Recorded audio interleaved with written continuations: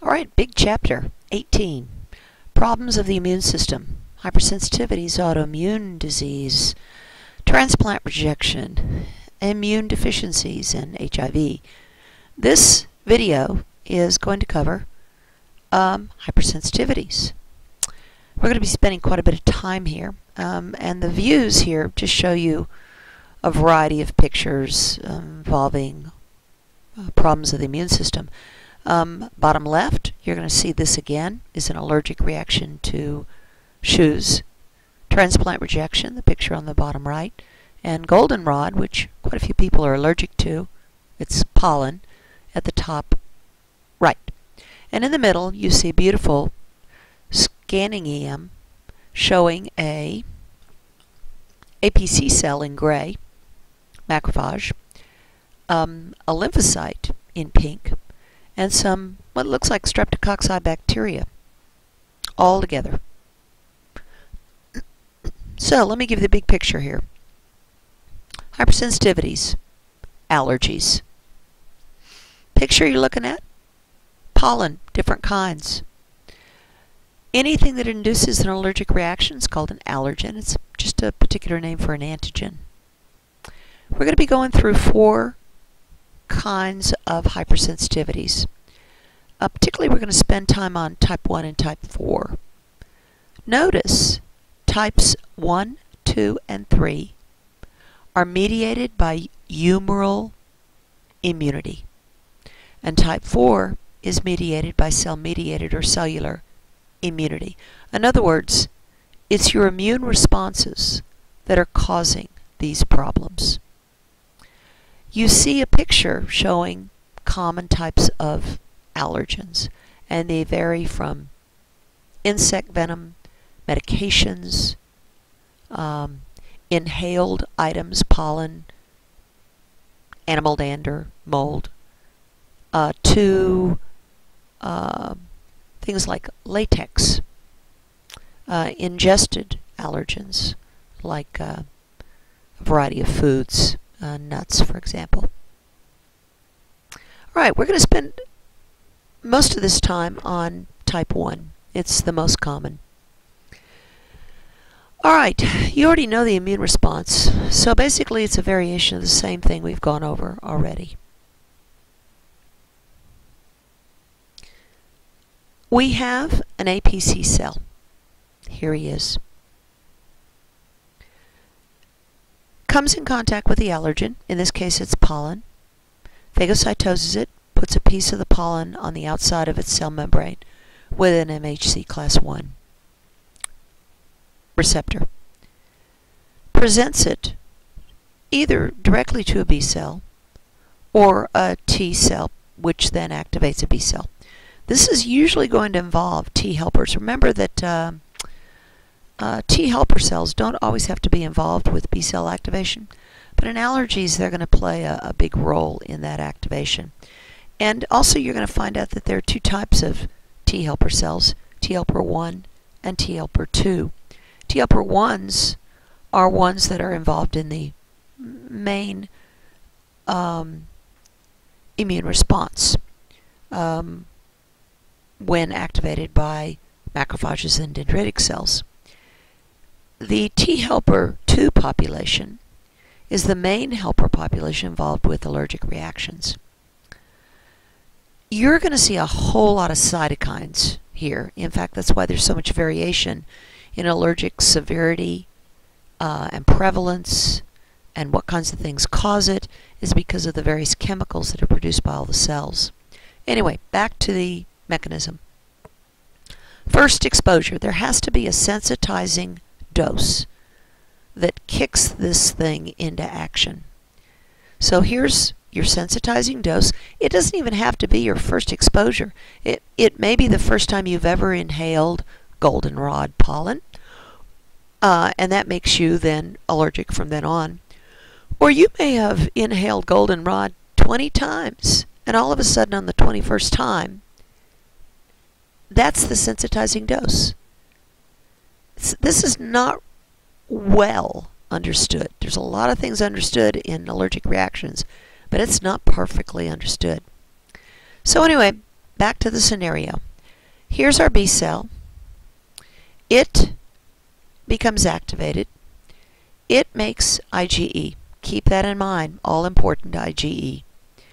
IgE goes into the blood, and it comes in contact with cells in the blood called basophils. You've seen this before. This is the guy right here. He's got beautiful blue granules inside of him. Unfortunately, these blue granules have got a lot of chemicals, but we'll get to that in a minute. The IgE binds to the outside of the basophils. By the way, there are thousands of receptors on the outside of these cells for IgE. It's incredible. Now, this IgE just sits here.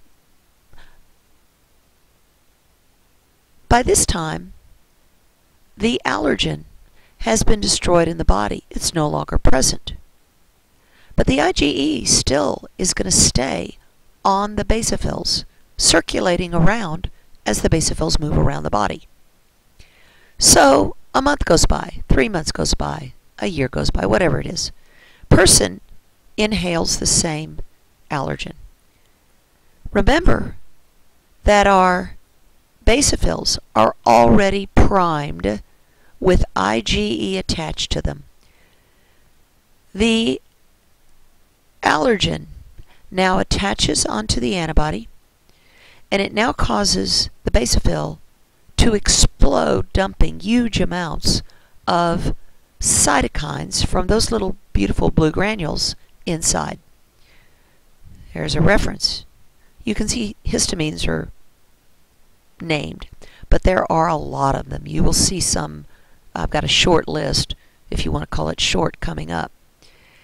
And remember that histamines, we've talked about this before in the inflammatory reaction, causes vasodilation, blood vessels get bigger, the blood vessels become leaky and plasma leaks out, mucus secretion, airway constriction, you get edema in the airway and it swells. Also you get bronchoconstriction of smooth muscle. You get pain, you get itching, blah, blah, blah. All right, so here's your typical scenario. This is called anaphylaxis or classic IgE-mediated allergy, type 1 allergy, type 1 hypersensitivity, immediate type hypersensitivity. It also goes by because it happens usually within minutes up to a half an hour. Think about that.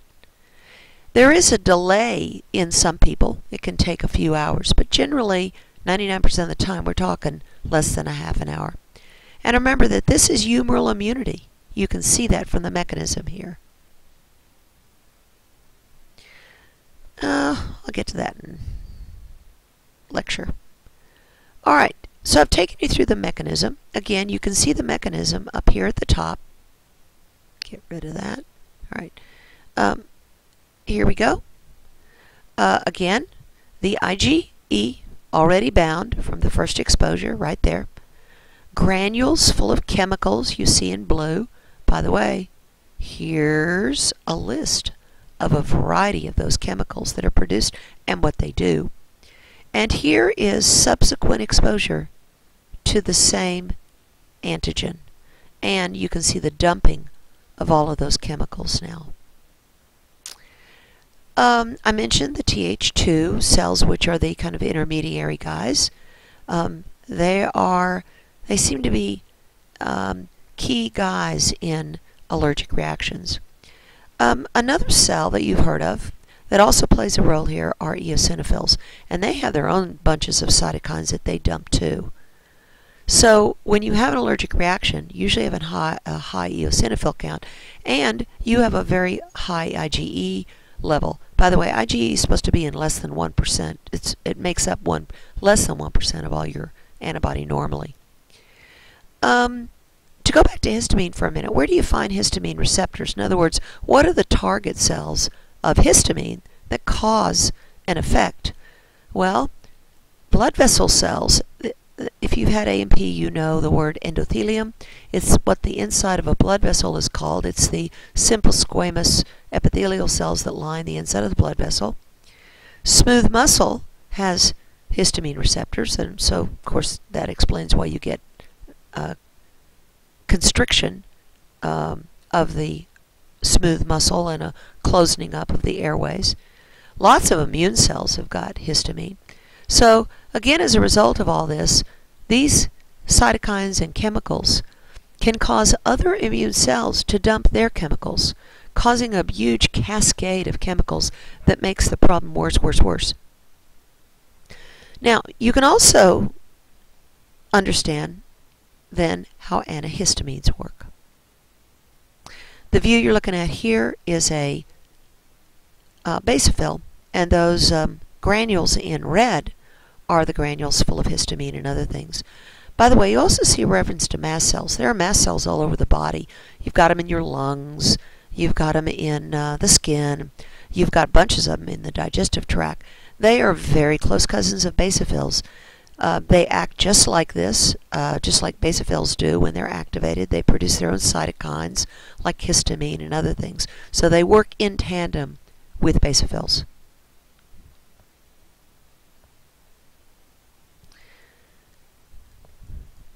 Okay, so how does the allergen get in the body? Different ways. It can be put directly into your blood, systemically, like you get a shot of penicillin. Or you get bitten by a mosquito or a bee. Or you inhale pollen. Or you ingest peanuts. Any number of ways. Or maybe a chemical is just on the skin. So, signs and symptoms. These common allergies are called atopic allergies. They have a hereditary component. The symptoms vary from minor problems to death. We'll talk more about that. And again, because the allergens can get into the body different ways, different cells, different cytokines, there is a mess of symptomologies. You can have respiratory symptoms like nasal discharge, a runny nose if you like, coughing, closing up of the throat. You could have digestive symptoms like diarrhea, bloating, nausea, vomiting. You can have skin symptoms like eczema and urticaria. And urticaria is shown at the right. Those are welts. Basically, it's like a mosquito bite times 1,000. They're just inflammatory reactions. You know the 4 symptoms of inflammation. Commonly called hives, urticaria is the medical term for hives. Notice the box up there. Allergic rhinitis, an allergy involving the nose, rhine, nose, is the most prevalent allergic disease. Something like 1 out of 5 people have it. And the picture at the top right is just a child with a very severe allergic reaction. By the way, don't confuse a food allergy with a food intolerance. For example, like a lactose intolerance, quite a few people have. They can't eat dairy products. That's because they don't have the enzyme lactase to break lactose down. That is not an allergy.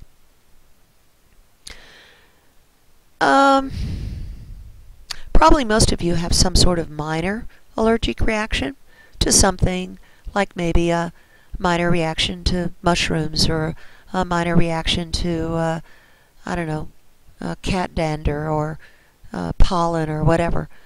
But there are some very severe type 1 hypersensitivity problems. So let me go to asthma.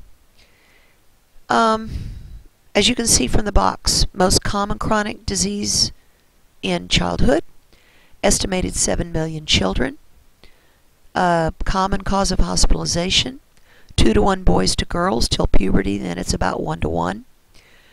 Most cases decrease in severity before adulthood, or they even go away. Okay, the cells. Again, lots of them. Monocytes, eosinophils. Again, I've already mentioned basophils and mast cells. A little bit different scenario than regular atopic allergy. I've mentioned mucus hypersecretion, but you get smooth muscle thickening and you get airway changes. Let me show you a picture of this. So here is a look at what happens in the respiratory tract. Look at the left-hand side. And you'll notice right here, here's a bronchiole right there, small airways. Your wall of a bronchiole is not supposed to be that thick. So that's from thickening of the muscle of the wall. And then, of course, it constricts and it narrows the airway.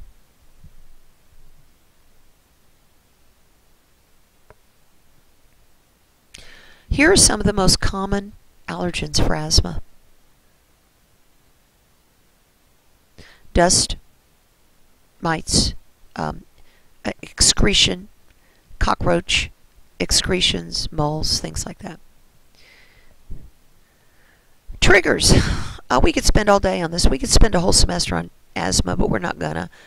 But there are a lot of different triggers we'll talk about. Here's, again, another look at a mechanism. All of these chemicals that you see here, these things are all chemicals, and they're produced by a variety of cells. So here's your start, inhaled allergens. And again, these chemicals are produced by one cell. Here's that ch18 cell I was talking about. It activates a mast cell, B cells, eosinophils. It's just a mess.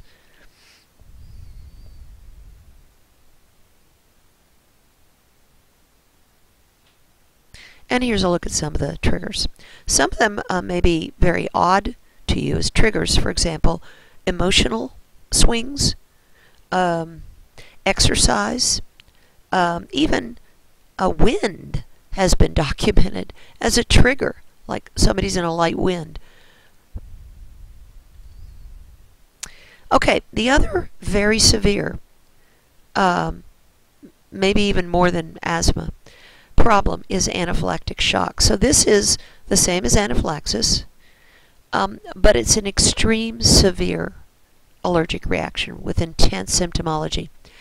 Why is it different than a regular hay fever or allergy or allergic rhinitis?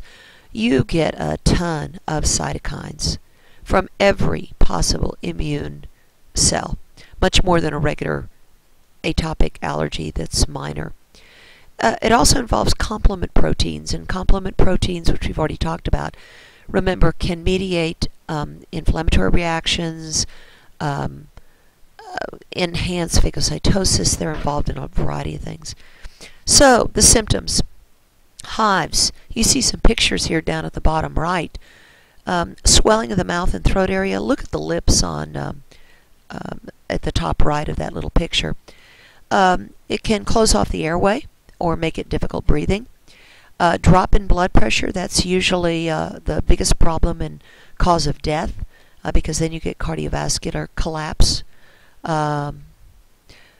If it's more digestive symptomology, you can have vomiting, diarrhea, cramping, loss of consciousness, various sensory irregularities, tingling, stuff like that.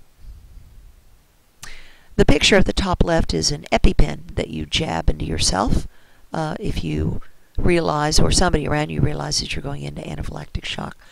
I pointed out some of the common things that cause these type 1 hypersensitivities. Here's another look at them.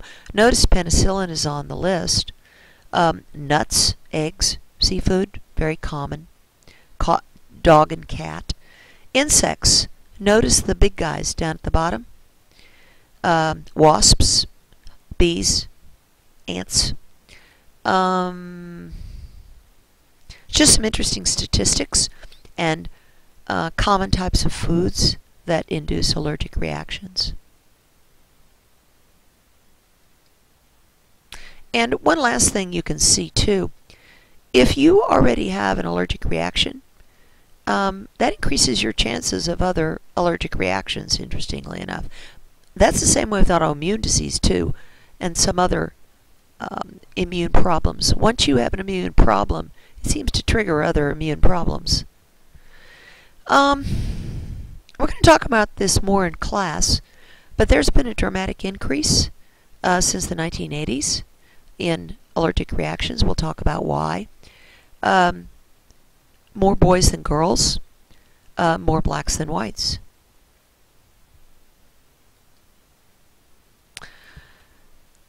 Diagnosing. I already mentioned eosinophil counts and IgE. You can also do skin testing. Here's a look at some different skin tests. Here's the scenario in this blue box. Whoops. Get rid of that thing so you can see it. Alright, so here is your allergen right there, pricked into the skin subdermally, that's all. And if you have a bunch of mast cells, there he is in blue, in the skin that have been primed already, and you can see the antibody, there's your IgE right there. The allergen, which is in red right here, will attach, and that causes degranulation and the release of histamine and all those little chemical mediators right there. And it then causes hives, which is, again, that thing off the skin. Good views of hives right here. It's where they've subdermally injected allergens. They can also give a skin test like that, where they just put sticky paper on the back. Each of the little pads has got the allergen. You can pull it off then in 15, 20 minutes, half an hour, look for the reaction. Treatments depends on what it is. It could be something like Benadryl, like a pill, or some other antihistamine, or Claritin, something else. Or in severe cases of anaphylactic shock, it's an EpiPen, epinephrine. It gets your blood pressure back up and reduces cardiovascular collapse. If it's asthma, then there are other problems because you get bronchoconstriction, making airways even closed more, so you may have to have a bronchodilator and other things. You can get desensitization shots. They are bits of allergen given weekly. Works for some people, doesn't work for other people. Basically, you're trying to psych your immune system out so it'll stop reacting to the allergen.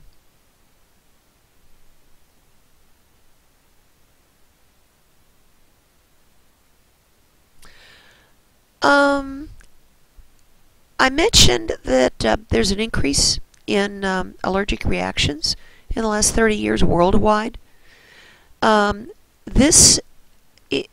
best explanation's been going around, the last 10 years ago, 10 years, is the hygiene hypothesis. We'll talk more about that in class, but basically in a nutshell, it says that in industrialized countries where we seem to be more protected from parasites and microorganisms, I mean more than in underdeveloped countries, our immune system gets bored and it begins to create havoc in its boredom, causing allergic reactions. That's the simplified explanation. I'll go into it in more detail in class. Okay, I'm going to stop here and then we'll pick up with a second video.